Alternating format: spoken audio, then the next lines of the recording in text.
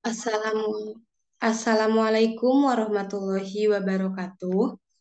Perkenalkan, nama saya Lina Istiana dengan NPM 202151054 dari jurusan Pendidikan Matematika Fakultas Keguruan dan Ilmu Pendidikan Universitas Siliwangi.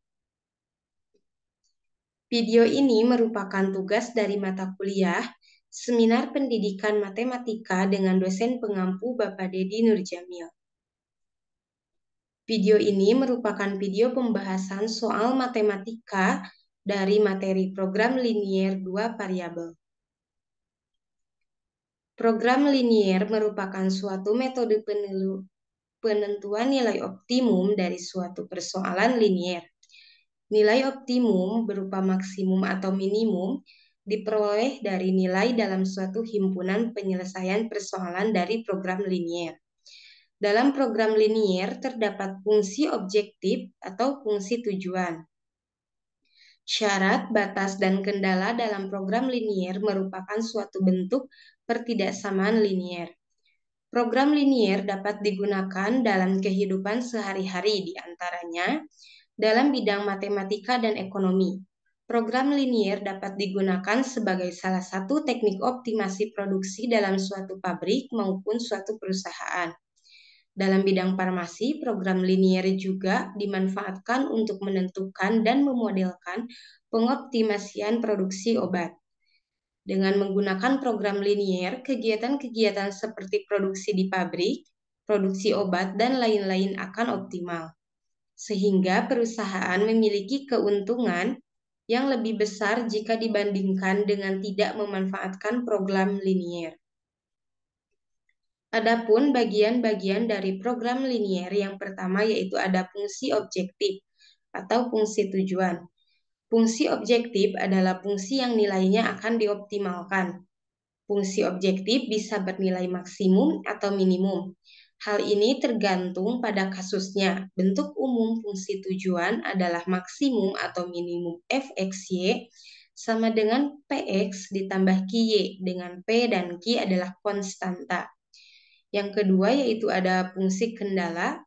Fungsi kendala adalah batasan-batasan yang harus dipenuhi oleh peubah yang terdapat dalam fungsi objektif. Bentuk umum dari fungsi kendala adalah AX ditambah BY kurang dari sama dengan M, atau AX ditambah BY lebih dari sama dengan M. CX ditambah DY kurang dari sama dengan N, atau CX ditambah DY lebih dari sama dengan N. X kurang dari sama dengan 0, Y kurang dari sama dengan 0, atau X lebih dari sama dengan 0, dan Y lebih dari sama dengan 0.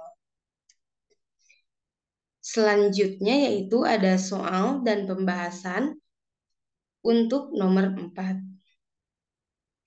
Di sini, sepasang jam tangan laki-laki dan perempuan dijual dengan harga 500.000.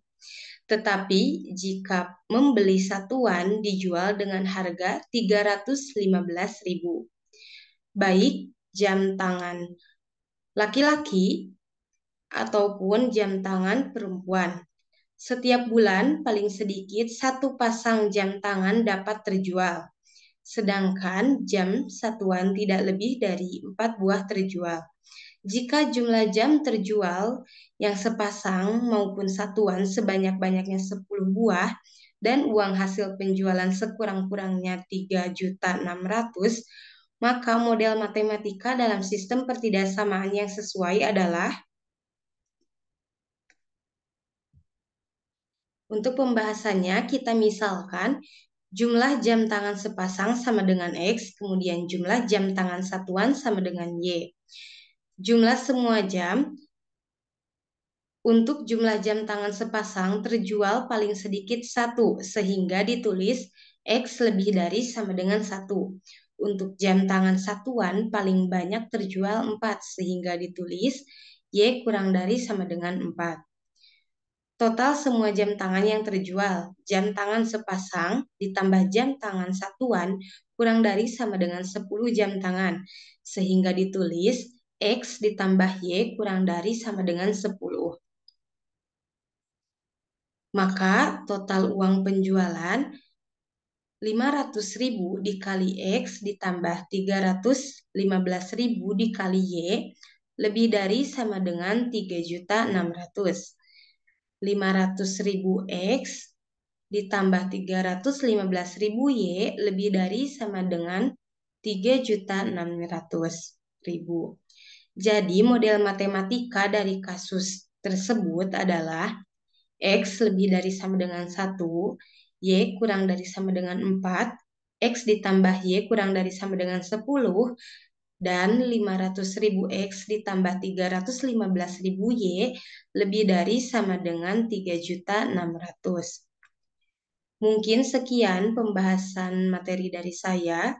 Mohon maaf atas segala kesalahan dan kekurangannya. Terima kasih. Wassalamualaikum warahmatullahi wabarakatuh.